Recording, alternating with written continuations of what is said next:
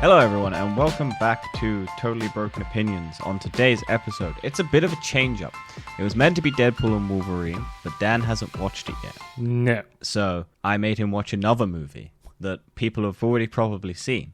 And we're going to cover the San Diego Comic-Con stuff roughly. Not a lot, but there were some big announcements and we have opinions on it. So it's going to be movie first, then San Diego Comic-Con stuff, and then next week will be Deadpool and Wolverine. By that point, I might have seen it 500 times. Who knows? But anyway, let's talk about The Ministry of Ungentlemanly Warfare, a movie that America got in April in cinemas, and it tanked, I think, in terms of money, because this is a World War II movie without Americans in it until the very end. Spoilers, by the way. Yeah, I mean, I feel like it would do a lot more better in England. Well, yes. So what happened is America got it, and I think for some odd reason Amazon decided to hold on to it in a UK release date and put it up against Deadpool and Wolverine. Yeah, well, great idea for them, mate. Yeah. So Dan's watched it today. Yes, I have. Sorry, I've got like a massive ulcer on my lip at the moment as well, so it's really difficult to talk. But we move. We do. We push through the struggles. What we do for you boys. Okay, so we have Henry Cavill as our lead, and he is bad boy spy, the rebellious, the non-committing, the non-conforming. He does what he wants, but he does it for the good. And this is the story on roughly how MI6 and the Secret Service and whatnot in the UK got started, as of Winston Churchill's orders to go against, like, the wishes of Parliament, because they were like, you're gonna step down, we're gonna fucking surrender to Hitler. What did you think, Dan? What were your initial reactions? It's a Guy Ritchie film as well. First of all, this is actually the first new film to me since Madam Web. That is an impressively bad streak of movies. Yeah, I mean, I've not seen anything else new. I think the only film I can remember seeing since then is rewatching Bullet Train. I don't think I've seen another film. Dune? Okay, Dune. Dune's Dune afterwards. I don't know, Dune is after Madam Web. Okay, Dune was the last one then. Yeah. I was going to say, if you didn't watch Dune, I don't know how you have lived. I know, I've not seen a lot of films this year. Fair enough. Our end of year wrap up is going to be very empty, I guess. Yeah, I actually really enjoyed it. I don't know. I feel like I don't think I've got a lot to say on this film, to be honest. It does feel like a Guy Ritchie. I enjoyed the music going along with things once again. I've got a couple of points I want to bring up. The things I don't think quite worked. But yeah, I think it's a fairly solid film, to be honest. How do you think it compares to Guy Ritchie's other works this year, i.e. The Gentleman TV show? Oh, well, of course. I was trying to think of the films coming this year. I was like, Guy Ritchie's not doing the other films this year. TV show. The Gentleman's sincerely. That's not the word, but it's severely better. Severely? Do you mean severely better? I don't know what I mean anymore, but it's better. I mean, I like this movie. I think I can understand why it hasn't done amazing. It's very simple in terms of plot. It is, you got to go here and get it done. There's not many twists and turns. There's not many twists or turns. It is very linear. It feels more like a long TV episode as opposed to a feature-length film. Yeah, I can see that. I feel like you don't get enough Guy Ritchie-isms in it. Because there's no real, like, he flashes back. You don't get text on the screen. You don't get, like, for, like, The Gentleman and stuff, you don't have that, like, flavor to it, I don't think. I think it's just very, very, very simple. Doesn't mean it's bad. I enjoy Henry Cavill. Henry Cavill is having the time of his life in this movie. Yeah, I mean, there was definitely some good moments. I think, yeah, but for me, it's, going back to what you said, is there just wasn't really any twists or turns. Yeah, I think it's because it's history. You can't really put a spin on history unless the history itself has the spin. That is true, and I will commend the fact that this is very much, I think, quite true to life. As far as I'm aware, I don't know how those dudes did it if the kill count is that high. It's probably not that high, but... Yeah, that's what I mean. I'm assuming there's some liberty taken with how many people get killed. But if that is an accurate representation of what happened, as far be it as it is, yeah, they killed a lot of fucking people. It's just like a 4 or 5 man squad.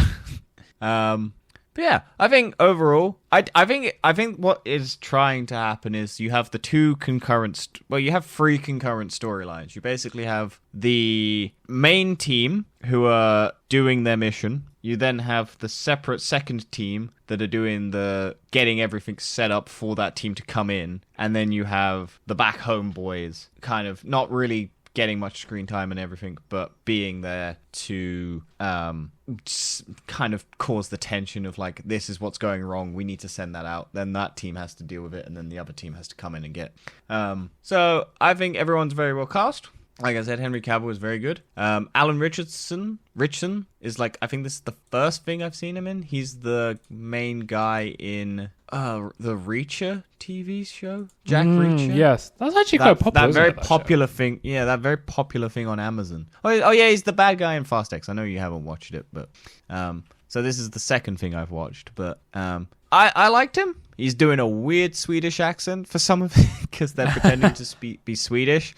So it's very, very distracting when you hear their voices, and it's just like, beeba-deeba-deeba. And I'm like, yep, okay. But yeah, I didn't know this story. So I don't know. You're a big history person, aren't you? Yeah, I mean, I knew about the U-boats. I didn't know about this operation.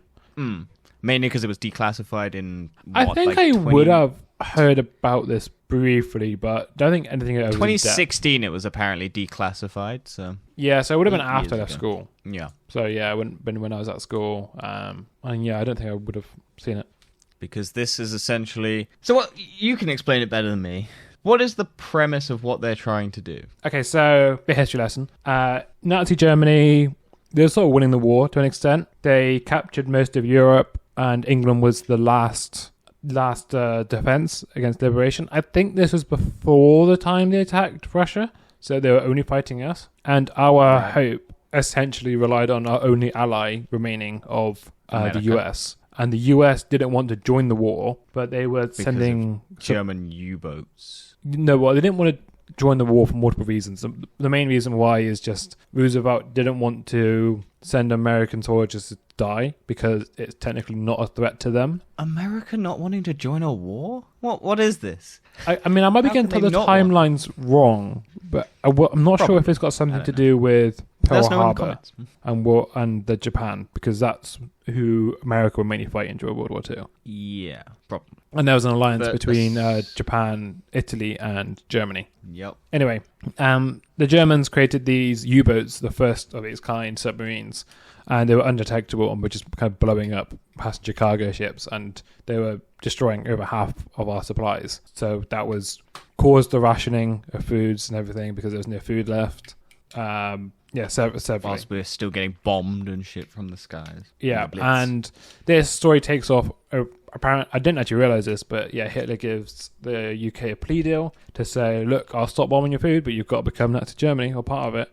And then Winston Churchill decides to send a group of secret men and the other two people. The worst of the worst. The worst of the worst. To essentially stop the U-boats because they were unsinkable, but they could stop the supply chain to the U-boats, which is what this whole mission's to do with. Basically, they have oxygen tanks or something to make it's carbon dioxide filters, so it stops the whole place suffocating from inside the submarine. Yeah. So, and like food supplies and all of that, I imagine, and weapon supplies. And it's essentially you stop that from being able to go so that they can't go under. Because if they don't have the filter, they basically would suffocate when they're down there. And we all know how submarines, you want to make sure they're good to go. You don't want surprises happening in a submarine.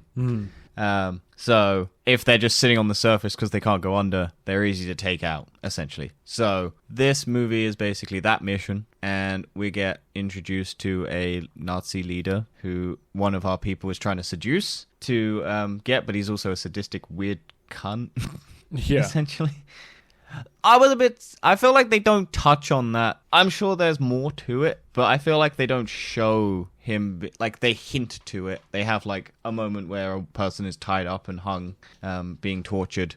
But I feel like this is very tame for that. Yeah, I could definitely see that. So I didn't really ever feel that much fear, not in terms of like actual fear, but like that fear that you have of like, I don't like what may or may not happen with this person if this is based on real life. Like when the person is basically taken to that room where they're going to get hung up. Yeah, I think there was a sort of lack of tension in this film because it's based on the past, so you kind of know what's going to happen in the end. You're happy I what didn't happens know. in the end. I assumed that they would succeed, but I didn't know who would live and who would die. Yeah, but apart from that, I don't think they did a great job of building tension. No, I think ultimately it feels more fun than it is tense. Yeah, and like I said, Henry Cavill is having a fun time in it.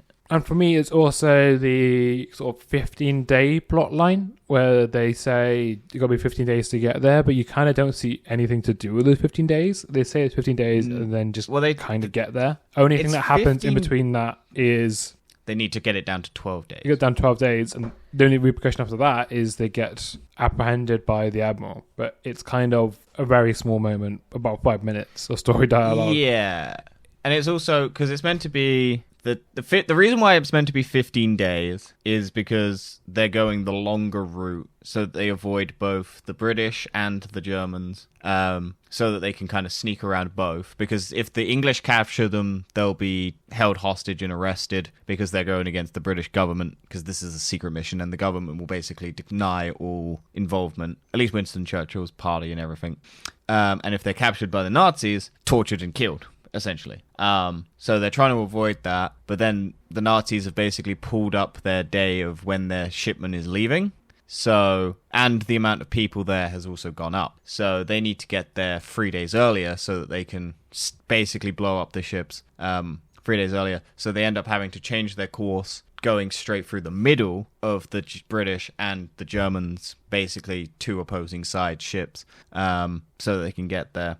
And yeah, like Dan said, you only really get one... You get like a brief montage of like them sailing, but then they only do really run into the British ship, and then immediately that ship is attacked so that they can just get away, and there's no repercussions until the end, where they get... Basically, they know that ship's there, so that they can then bring the ships that they then end up stealing, because they can't blow it up because they find out that the hull has been reinforced on the day, basically. So I like that aspect. I liked that they had to keep improvising, basically, and it was just a bunch of series of just basically luck that they managed to do it, because they're kind of strategic in that sense. Yeah. Like, they have a demolition expert, they have a guy who can just take out anyone with a bow and arrow, apparently.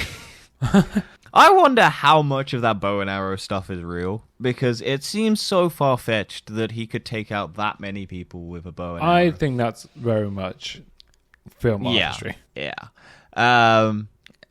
Yeah, I do like the action. I think the action is very well done, but again, I feel there's that lack of tension because, again, I think they're having too much fun, and then there isn't a dramatic shift where it kind of switches to tense. Because you can do fun movie where everyone's having a time, but then once it has that dramatic shift of someone dies, it can switch that whole movie to a dramatic, oh, that moment, what's going to happen now? It's that fun thing. But yeah, other than that, yeah, pretty good. I don't think there's a lot to say on this film for moments that happened in it. You got I can't remember the female character. Yeah, I can't remember her name. Find out her name. Marjorie? Gonzalez playing Marjorie Stewart. Yes, Marjorie. She was quite cool. Seducing that guy. Femme fatale British actress. I guess that was the only real bit of tension, was what can happen to her, because he finds out that she is a Jew. Heinrich Löhr finds out she's a Jew, then takes her back to her house. Because she says something in Yiddish rather than German. Which I don't know. I always find those moments, because you have like the most famous one is Inglourious Bastards. I don't know if you've watched that movie. I've not seen it now. You have. Very good film. But you have Michael Fassbender playing a British person pretending to be a Nazi or whatever he's meant to be in that movie. Whatever. And he basically ends up doing like free. Like he puts up his hands free, and then you have because it's a very tense scene. It's a very dialogue heavy scene in that movie where it's basically them being interrogated by Germans at a table, basically having drinks and stuff, and then it just like everyone's having fun, and then it kind of just cuts to tense because they're like trying to figure out if they're actually those people or not, and Michael Fassbender does the wrong sign or something in Free, or says the wrong thing for Free, and then it just ends up being a bloodbath and everyone basically just dies. Spoilers. So that, I think, is how you do the tension of he has that, like, you have those that tension for that they say the wrong thing, because it's just a dialect that most people wouldn't pick up on, but because they're so trained to find these people, they know exactly what they're looking for. I think you can do that moment of tension. But this one, it kind of just, he finds out, he talks to some buddies, they go to a room, and then he gets dragged away because the explosions happen. And then it's like, oh, tie her up. But then she just comes back in a car. Yeah. Just sitting in the back of a car. And then she shoots them in the head. So I was just like, oh, okay, nothing really happens. So surely she could have done that anyway. Yeah. He didn't have a weapon on him. She could have just quickly whipped out the gun and shot him. Yeah, because I don't think there was any setup for that. It's not like you get a scene where you see the show don't tell, but then this one just doesn't show or tell us how it happens. It's just it's there. So I was like, oh, okay. So I think that was the only one I was like, okay. You just kind of have a rock up in a car because the guys bring her for some reason, even though he told them to leave her in their room tied up. So I was just like, oh, okay. Maybe she talked him into it. I don't know. What did you think of Henry Cavill just taking coats and things? Honestly, he's having a great time. It's quite funny. I think it looks better with a beard than without. Henry Cavill with a beard is so good. I don't know why. He's just a very attractive man. Do you think he could have been the next James Bond? I would like him as James Bond, but I think he's past it. I don't know. How old is he? He's 41. Daniel Craig is like 48 or something. Yeah, I guess you wouldn't get that many films out of him, would you? Yeah. Daniel Craig is 56. Jesus Christ. Yeah, I was going to say, he took the role when he was late 30s, I think, so. Yeah. Fuck me. Okay. Because his first one is 2005. I want to say 2006. Yeah, whatever. Yeah, 2006. So yeah, he would have been 38. Yeah, so yeah, Henry Cavill could, I guess. Yeah, but I think they're going. Well, the rumor is Aaron Taylor Johnson. So isn't it confirmed now? No, I don't think they've ever confirmed it. I think it was just heavily rumored and heavily speculated that it was Aaron Taylor Johnson. I don't think they've actually confirmed that it's him yet. But yeah, I think this movie overall, I'd give it like a pretty decent. Like, it was fun. I had fun with it. I don't know if I'll watch it again, but I feel like solid movie, solid action, nice bit of history to learn. It was mainly that I was pissed that I had to wait for like 5 months between it being released and then coming out in the UK.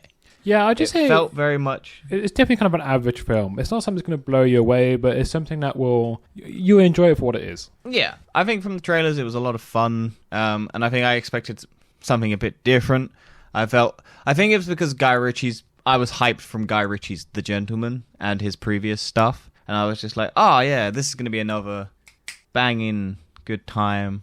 I think I was like, I think I also built it up in my head because I hadn't watched anything since it basically got released. Like the trailer, I watched one trailer and went, oh, that looks cool. And then I think just because I had to wait 5 months, it built up in my head a bit too much. Yeah, other than that, I think it was good. Shall we move on to San Diego Comic-Con? Yes, there's been a lot of news that's come out there recently. Yeah. What do you want to start with? Do you want to talk about Boys, seeing as we're on Amazon? Yeah, let's go for it. Okay, so mainly they just basically, we're getting a prequel. Yeah, so it's a prequel of Soldier Boy and Stormfront. Well, yeah, or Liberty, basically and the like creation of Vought, I guess, or like the rise of Vought. How they basically went from probably just a minor business to like this massive corporation pumping out superheroes and owning basically everything in the world. I'm interested. I think we got some updates on season 2 of Gen V as well. I think it's confirmed that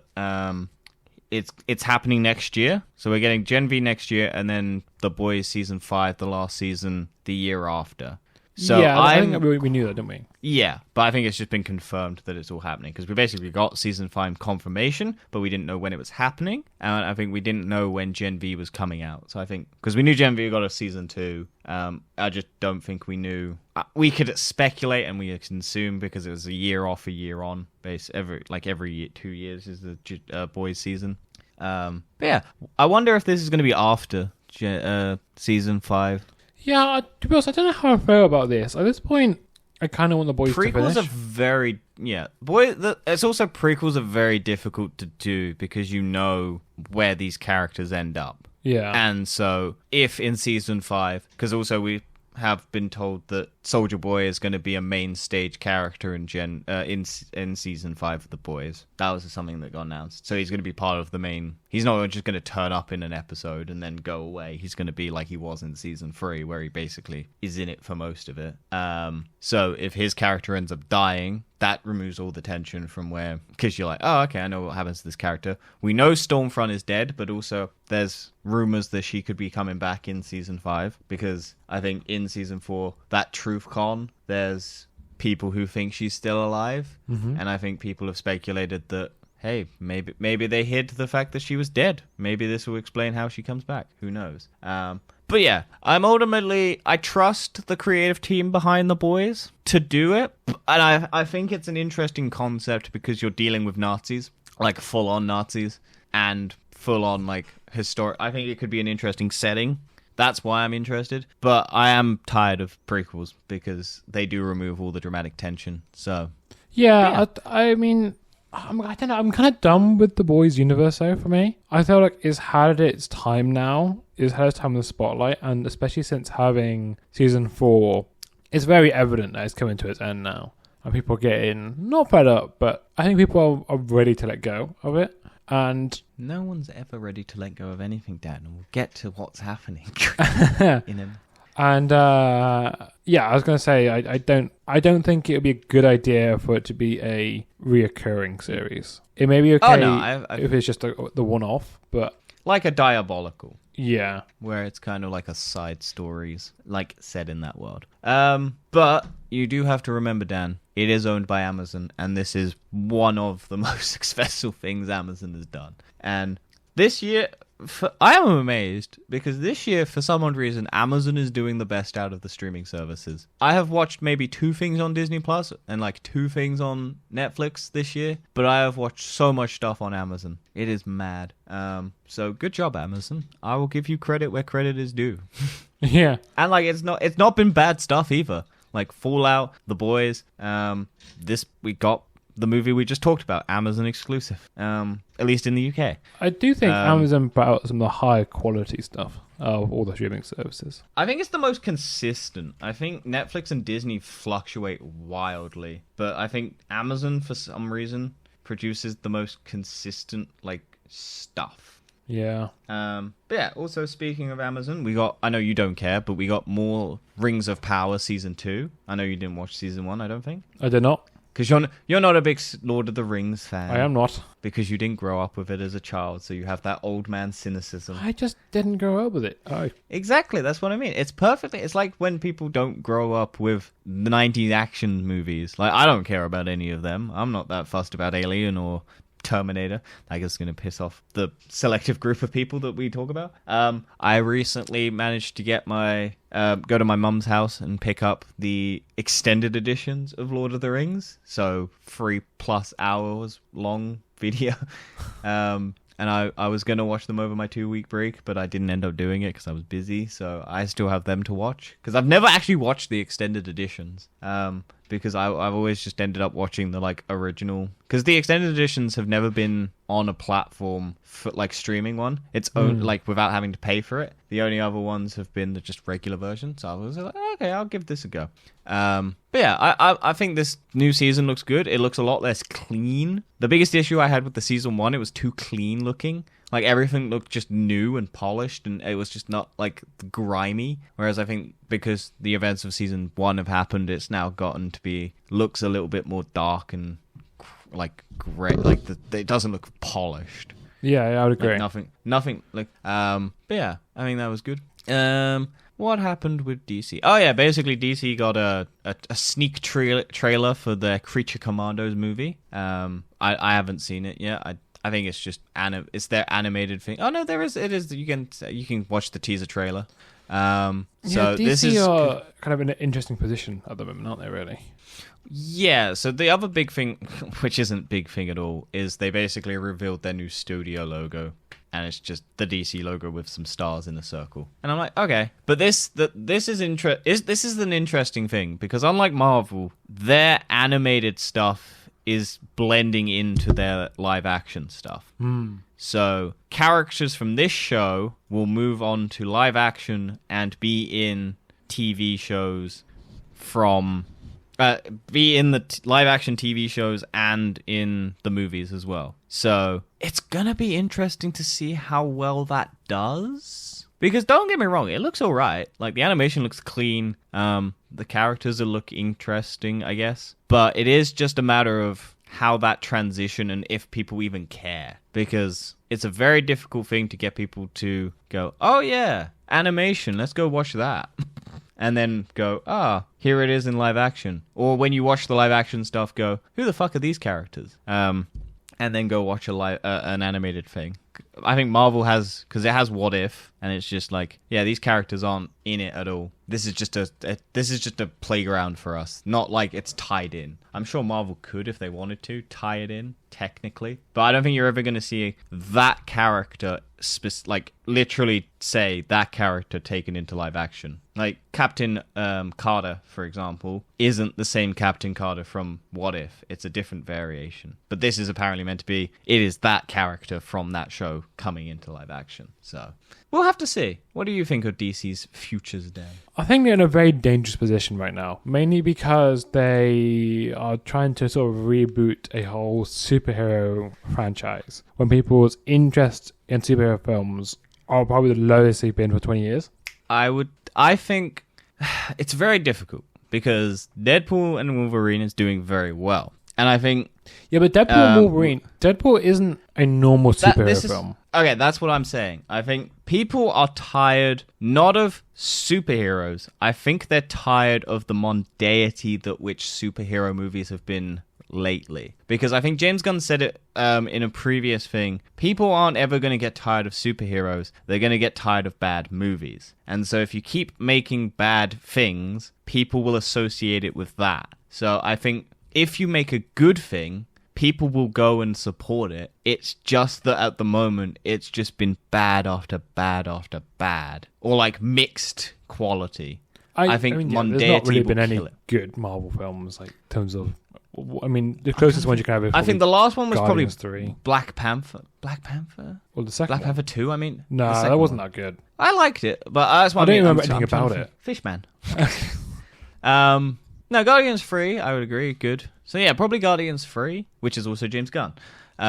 So I think it's just that the quality has dropped, and I think it's become too muddled about what people are meant to go and see. Because I think with the Avengers movies, people went and saw them because it was like, yes, I'm gonna watch. Basically, I may have missed some of the movies, but I can still, they'll basically catch me up. But I think there's a very difficult balancing act between catching people up and when it becomes just, we'll just put this person in and we won't explain it, or we will explain it, but it will take up so much time to explain. So I think with Miss Marvel and Captain Marvel 2, you basically had two TV shows trying to blend into one movie from 5 years prior. And you just tried to catch up people from, oh yeah, this character was introduced, but we can't, unless people have seen that show, we now have to explain their powers, and people get tired of the explanation if they have seen it, but people who haven't seen it need that explanation, but also it's done very quickly, so it doesn't really tell you much. I think that's the main issue, is trying to balance that, explaining stuff to people, and here's what's happened prior. I think Deadpool, I won't spoil what happens in Deadpool 3, but I think Deadpool does that balancing act very well. Mm-hmm. So even if you don't know what this stuff is prior, it does it funny enough to make you go, oh yeah, no, that makes sense. But other than that, DC had it's the Penguin trailer. So this is the spin-off of the Batman movie. And this is basically Colin Farrell returning as the Penguin after the events of the Batman, and it's him being a mob boss trying to take basically control of the criminal empire, but also fighting against Falcone's daughter, the heir to his thing, and basically his daughter has been in Arkham as a sociopath, basically, and she's come out, and she's going to try and reclaim her father's thing, but the Penguin is trying to take over Gotham at the same time. And so it'll be that clash of two villains, and it's played by, I think, the woman from How I Met Your Mother, the mother. I'll find out. Yeah, Christy Milioti is the mother in How I Met Your Mother, and the main lead in Palm Springs. And she's doing a villainous role, and she looks pretty fucking good in it. I mean, you've got Mark Strong is playing young Falcone as well in flashbacks, which is weird. But yeah, I think this looks very good. I like the Batman. James Gunn being in control does give me hope, because that man appears to be quite good at making... I think he's also worked probably very closely with Kevin Feige, and he's looked at what Kevin Feige has done, and I think he has his own ideas of how he would have maybe done things better or more streamlined, and I think he is a good director. And I think he cares enough. I think he can take weird concepts and do them well. He's also not afraid of making R-rated films. Yeah. Well, Marvel is now stepping into the R-rated film. They are, but they kind of didn't have a choice. Well, I think they've confirmed that the new Blade movie is R-rated. Because they keep flipping, flopping on that. I never actually know. They keep changing their mind. Yeah, but I think they've now solidified that it will be R-rated. I don't know. I haven't seen anything, but I think it was basically confirmed that it's going to be R-rated. But yeah, I think this is also a remnant of the past. This isn't... this is before he took over, so this was already in production way before that. So this is also separate from his mainline storytelling. So we'll see. I'm happy that this is in its own self-contained world. We've got Joker 2 as well, which is also in its own self-contained world. So we'll have to see. Let's talk the main thing that happened. Captain America: Brave New World. For fuck's sake. I don't know. I don't know what to say. They're doing that. It's coming out. We had a trailer a while ago. I don't know why they revealed the Hulk or Red Hulk. Yeah, I don't know. I don't know why they're doing it. I feel like it doesn't need to be done. I think they do, because I feel like they need to justify having Sam Wilson as Captain America, because the TV show just basically brought you back to where it was already, and you didn't have him as Captain America, so they need a movie where he's Captain America. I'm very confused why they brought Thaddeus Ross back as a recast and had Harrison Ford come back as that character. I feel like you could still do that movie without him being Thaddeus Ross. Isn't he Red Hulk? Yeah, but he's also the guy, General Ross, from all the other movies. Oh, he's yeah. playing... Because William Hurt died in real life. Oh, right. Yeah. So I think Black Widow is his last performance in the MCU. Or I think yeah. So they basically have recast him as Harrison Ford, and he's now the president. And I'm just like, well, you could have just had him be the brother, or you could have him be another character or someone else. I don't know why they needed to recast. It felt weird.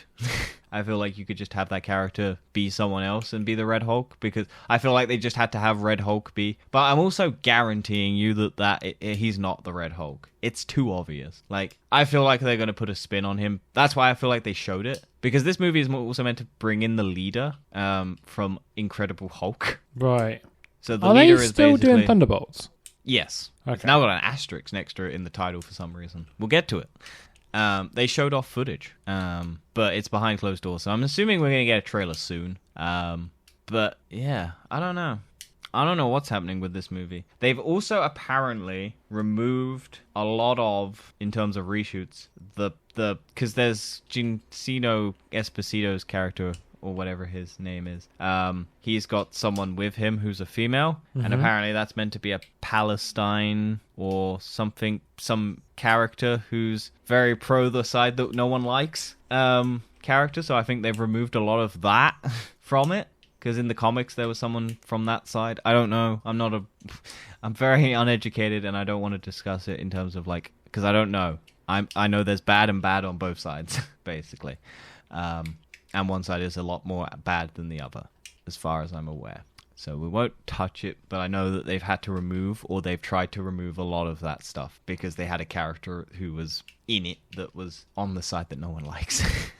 Other than that, we got Marvel's Fantastic Four has got its title. Oh, what is it? Fantastic Four First Steps. Oh, that's so shit. That's a horrible title, isn't it? That's awful. Yeah, I don't know what the fuck that is. Because I think they're meant to be the first MCU characters in terms of the timeline. Because, well, even then it doesn't make sense because Captain America is before them. So, I don't know. This is... I don't know what this title is meant to do. Maybe it's because they've got kids. Maybe they're fully developed and they have their kids. So they have Reed Richards, Nathan Richards, and the other kid. And it's their kids. So, and their kids are taking their first steps. I don't know. That's just speculation. I'm interested in this because I assume they're gonna have to introduce, or at least tease, the character that is returning in it. But it's also meant to be Silver Surfer and Galactus as the main villains, or at least so. I don't feel like they belong as the first film villains. That is also because I've maintained, I think I've said this before in the podcast, but I think the most interesting thing that you could do with the Fantastic Four in the MCU is have had it where you're introduced to them getting snapped back into reality from Thanos, and they are in Galactus's ship, and you then find out what happened to them, and it is a flashback of them going into space, getting captured by Galactus, and they are the bad guys because they become the heralds of Galactus. And then it is them coming back into the MCU after the snap, breaking free of Galactus's control, and getting back into the real world, and having to deal with the ramifications of being the horrible characters and being the bad versions. So it's a redemption arc. That's what I would find would be the most interesting way to do the MCU Fantastic Four, is have them have been captured in space, gotten their powers, been used by Galactus as heralds, get the snap happens, and then the beginning of the movie was them being snapped back, and then it's like flashbacks and they're trying to break. And yeah, I mean, that would have been most interesting. But I'm interested to see. I wouldn't have cast Pedro Pascal as Dr. Fantastic or Mr. Fantastic, but I think everyone else in the cast is good. I find Pedro Pascal he's too there. Yeah. I think he's in too much stuff. I think it's just the problem of he's in too much stuff as the main lead. Don't get me wrong, he's a really good actor, but I think he's just been overexposed in too many things. Saying that, if he does a good job, I'm not gonna... I will eat my hat and take it all back if he does a good job in it. I think the rest of the cast looks really good. I don't know mainly anything about Johnny Storm in it. I don't know that actor, but the other two really enjoyed. I just don't understand. Why are they not using other villains from Fantastic Four? They have other villains. Yeah, but people know those two, and you get those panty-soaking... It doesn't mean shit. Marvel was built off of unknown things. The whole MCU is built off unknown heroes. They don't need to do well-known fucking villains. Just make a good story. But Dan, they're in a spiral. They've had bad stuff come out. Before they were untouchable. Now they've got bullet holes and they're a sinking ship. They're starting to try and patch it. And how do you get people to start patching and not be mad at them? You do make good recognizable shit. Maybe not. But yeah, okay, let's just talk about the big reveal. Joe and Anthony Russo are coming back for Avengers 5 and 6.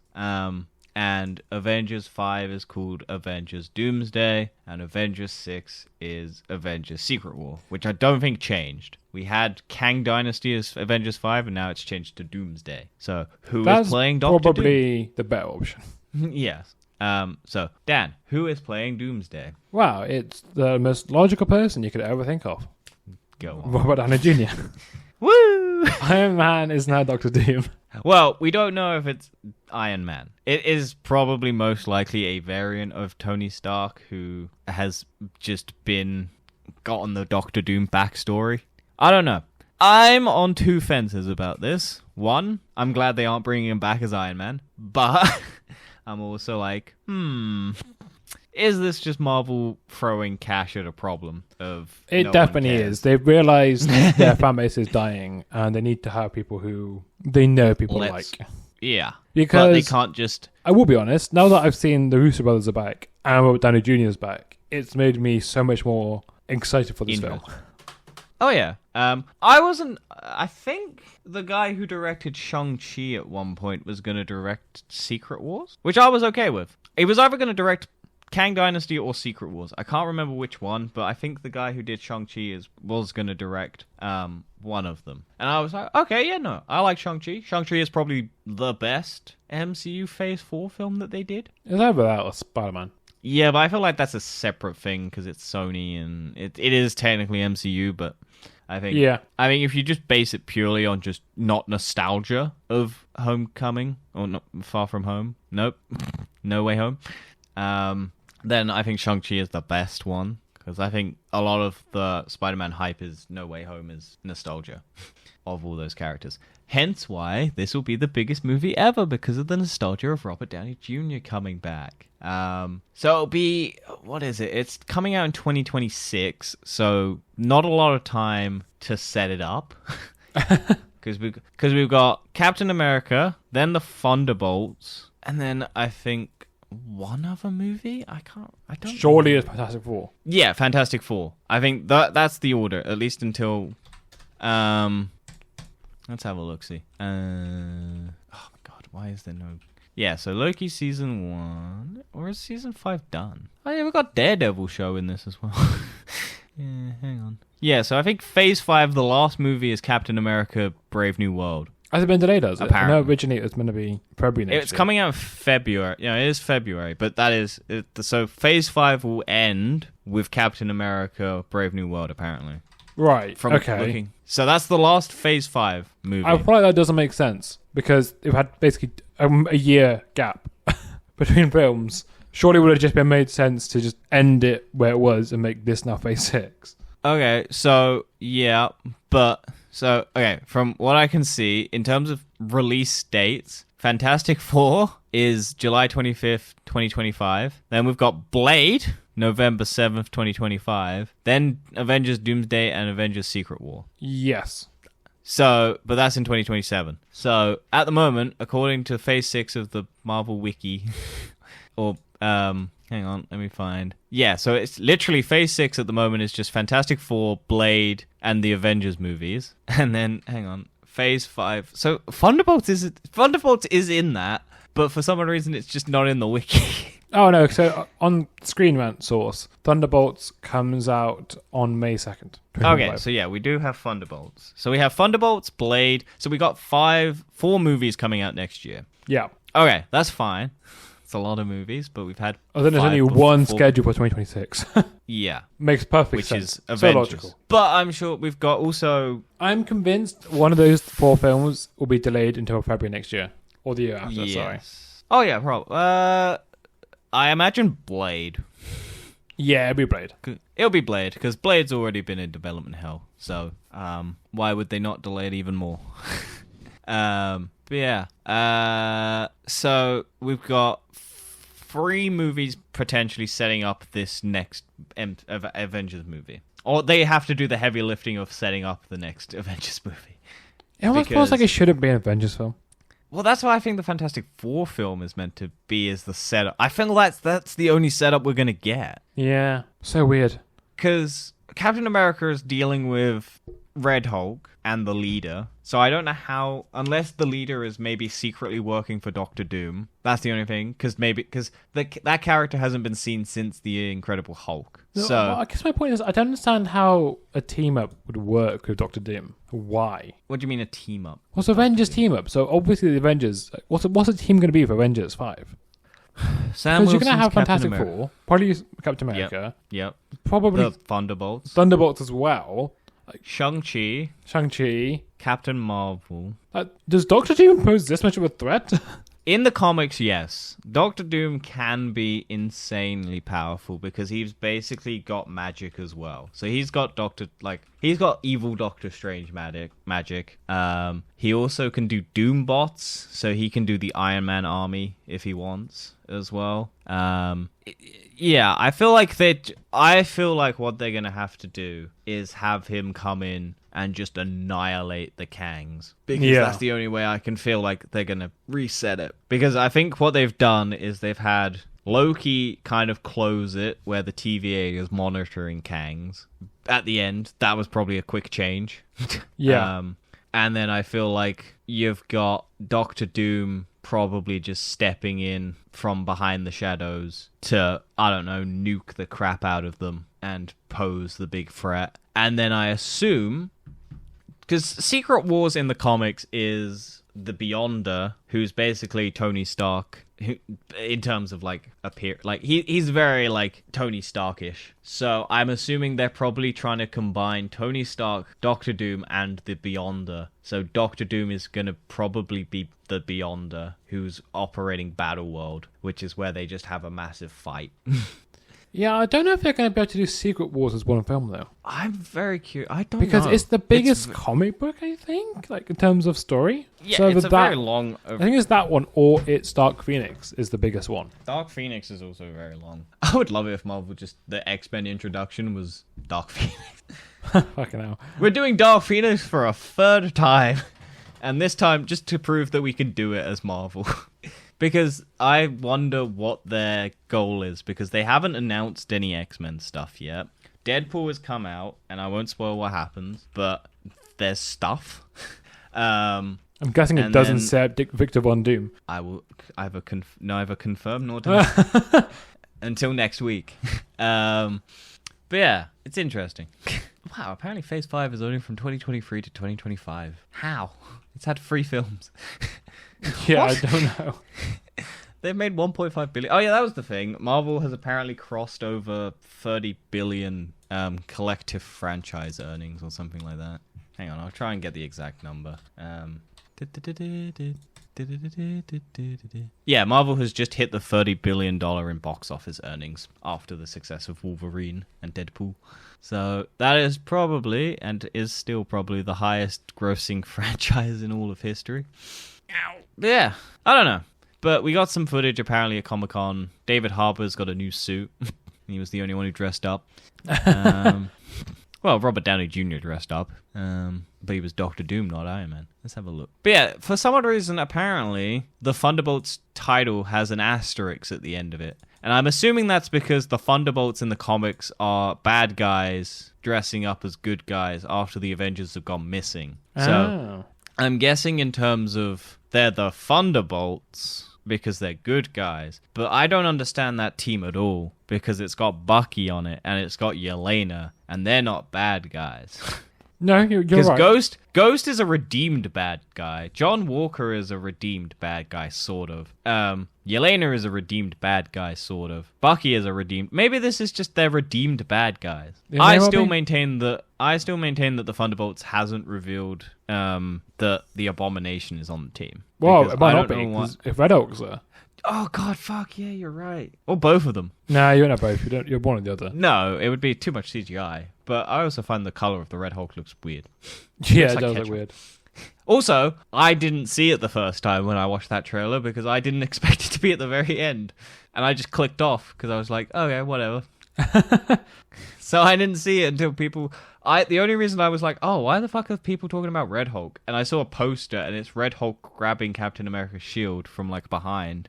And I was like, oh, okay, they've just given up Red Hulk, I guess. And then I watched the trailer again and I watched the very end and I was like, oh, fuck, I'm an idiot. I don't know why I didn't expect there to be anything. I think it's just because I was not paying attention. And I was just like, okay. Too bad the trailer wasn't great. No, also it came out when the president got shot out and they have a scene where the president gets shot at. So they've removed that apparently from the trailer when great time. They're showing... Yeah. Well, that's the thing. So much of television, for some reason, around that time had people getting assassinated by the president, or people trying to assassinate the president. The Boys, Captain America, and I think there was another one. Like, it was just weirdly timed that so many things had president assassinations. Maybe it's a statement on the times, Dan. Maybe. Maybe everyone knew. Yeah, maybe it was staged. Who knows? Anyway, that has been the Ministry of Ungentlemanly Warfare and San Diego Comic-Con news-ish. Because there's probably more, especially the Deadpool panel. But I couldn't put that in because Dan has miraculously not seen any spoilers for that movie. I'm trying not to ruin it for him. But yeah, Dan's watching it on Monday, and we will probably record it within a short time period. I might go watch it again, just to refresh myself. But yeah, expect that next week. I'm sorry it wasn't this week. Blame Dan. Blame me. I'll take the heat. Dan's girlfriend wanted to watch it. He is nothing but a simp for his partner. You're right. But as Deadpool is also a simp for his girlfriend. Yeah. Yeah, we shall see you next week for Deadpool. Bye-bye. Goodbye.